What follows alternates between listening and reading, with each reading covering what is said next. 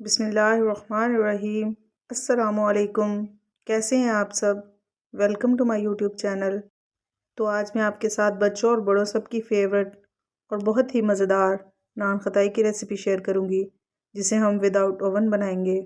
और साथ ही साथ मैं आपसे सारी टिप्स भी शेयर करूंगी कि किस तरह बाज़ार से बहुत बेहतर नान खताई आप घर पर बना सकते हैं। तो चलिए देखते हैं फिर इसको कैसे बनाया जाता है। नान खताई बनाने के लिए मैंने यहाँ पर 1 कप मैदा लिया है। इसको हम छान लेंगे। छानना इसलिए ज़रूरी है ताकि इसके अंदर कोई लम्स वगैरह ना रहें और ये बिल्कुल सही तरह से पाउडर फॉर्म में आ जाए। अब 1/4 कप मैदा इसमें शामिल करेंगे और इसको भी छान लेंगे। बहुत ही आसान सी इसकी रेसिपी है और बनाने में भी ज़्यादा टाइम बिल्कुल नहीं लगता। एक बार आप जब ट्राई करेंगे ना तो आप हैरान रह जाएंगे, इतनी मज़े की ये बनती है। बेसन को मैंने छान लिया है और अब 2 खाने के चम्मच सूजी इसमें ऐड करेंगे और इसको भी छान लेंगे। अब हम इसमें 1 खाने का चम्मच बेकिंग पाउडर ऐड करेंगे और इसको भी छान लेंगे। एक बात का आपने ख्याल रखना है कि बेकिंग सोडा आपने ऐड नहीं करना, बेकिंग पाउडर ही इस्तेमाल करना है। अब हम इसमें बारीक पीसी हुई चीनी ऐड करेंगे। चीनी मैंने यहाँ पर 1 कप से थोड़ी कम ली है। अगर आपको ज़्यादा मीठा पसंद है तो आप मैदे के हिसाब से पूरी 1 कप भी डाल सकते हैं। 1 चाय का चम्मच सब्ज़ इलायची का पाउडर मैंने यहाँ पर ऐड किया है। अब हम इस ड्राई मटेरियल को अच्छी तरह से मिक्स कर लेंगे और बाद में घी ऐड करेंगे। सारी चीज़ों को मैंने अच्छी तरह से मिक्स कर लिया है। अब इसमें 3 से 4 ड्रॉप्स वनीला एसेंस के ऐड करेंगे। अगर आपके पास वनीला एसेंस नहीं है तो आप इसको स्किप भी कर सकते हैं। 1 कप मैंने मैदा लिया था और 1 कप ही मैंने यहाँ पर घी ऐड किया है, यानी घी हम मैदे के हिसाब से ऐड करेंगे। और आपने पिघला हुआ घी या कुकिंग ऑयल इस्तेमाल नहीं करना, घी को इसी तरह से थोड़ा सॉलिड फॉर्म में ही होना चाहिए। अब सारे ड्राई मिक्सचर को हम घी के साथ अच्छी तरह से मिक्स कर लेंगे। नान खताई का जो भी ड्राई मिक्सचर है आप उसको एक दफ़ा मिक्स करके किसी एयरटाइट जार में बंद करके भी रख सकते हैं। और जब भी आपको नान खताई बनानी होगी तो आपको सारी चीज़ें बार बार मिक्स करने की ज़रूरत नहीं पड़ेगी। मसलन अगर आप मैदे, सूजी और बेसन का मिक्सचर 1.5 कप लेंगे तो आप 1 कप घी ऐड करके उसकी डो बना लें। और विदाउट ओवन भी ये इतनी ही परफेक्ट बनती है जितनी कि ओवन में बनती है। विदाउट ओवन बनाते हुए हमें सिर्फ फ्लेम का थोड़ा ध्यान रखना पड़ता है। डो को मैंने गूंद दिया है, तो चलिए अब इससे बिस्किट बनाते हैं।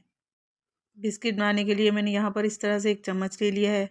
चम्मच मैंने इसलिए लिया है ताकि नान खताई का साइज़ एक जैसा बने। आप अगर चाहें तो चम्मच के बगैर भी बना सकते हैं। डो का पेड़ा बनाते वक्त हमें इस बात का ध्यान रखना है कि बेक होने के बाद बिस्किट का साइज़ इससे डबल होगा। इसी तरह से हम सारे बिस्किट बनाकर तैयार कर लेंगे। सारे बिस्किट बनाकर मैंने रेडी कर लिए हैं, तो अब हम इनको बेक करेंगे और जो बाकी मिक्सचर है इसके हम बाद में बिस्किट बना लेंगे। बेकिंग के लिए मैंने यहाँ पर एक ट्रे ली है और इसके अंदर मैंने बिल्कुल सिंपल पेपर रखा है। कोई इसके अंदर ऑयल या बटर वगैरह नहीं लगाया, क्योंकि बिस्किट के अंदर पहले ही काफ़ी ज़्यादा घी होता है, तो हमें पेपर के ऊपर घी या ऑयल लगाने की ज़रूरत नहीं है। और बिस्किट के दरमियान ना हमें थोड़ा सा डिफरेंस रखना है ताकि बेक होने के बाद इनकी शेप ख़राब ना हो।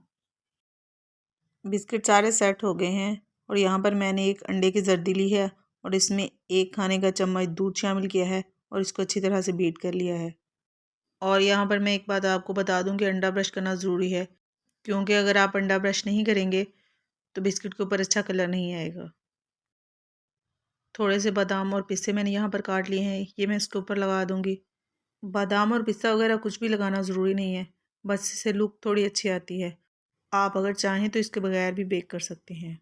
बिस्किट तैयार हैं, तो चलिए अब इनको बेक करते हैं। बेकिंग के लिए मैंने यहाँ पर एक कढ़ाई ली है और इसको मैंने 10 मिनट के लिए प्रीहीट कर लिया है। आप चाहें तो इसमें कोई जाली स्टैंड भी रख सकते हैं या फिर आप बर्नर स्टैंड भी रख सकते हैं। नान खताई को हम तकरीबन 12 से 13 मिनट के लिए बेक करेंगे। पहले 3 से 4 मिनट हम इसको मीडियम टू लो फ्लेम पे बेक करेंगे और फिर बाद में हम फ्लेम को बिल्कुल लो कर देंगे। तो 12 मिनट हो चुके हैं और नान खताई भी हमारी बहुत अच्छे से बेक हो चुकी है। ट्रे को बाहर निकाल लेंगे और इसको थोड़ा ठंडा होने देंगे, क्योंकि नान खताई बहुत ज़्यादा सॉफ्ट होती है, तो अगर हम फ़ौरन से डिश आउट करेंगे तो ये बिस्किट टूट जाएंगे। तो जनाब बहुत ही खस्ता और बिल्कुल बाज़ार जैसी नान खताई बिल्कुल तैयार है और देखें बहुत अच्छे से बेक हो गई है। आप भी इस रेसिपी को अपने घर में ज़रूर ट्राई करें। अगर आपको मेरी वीडियो पसंद आए तो इसको लाइक और शेयर कर दें और फर्स्ट टाइम चैनल को विज़िट कर रहे हैं तो चैनल को सब्सक्राइब ज़रूर कर लें। फिर मिलते हैं नेक्स्ट वीडियो के साथ, तब तक के लिए अल्लाह हाफिज़।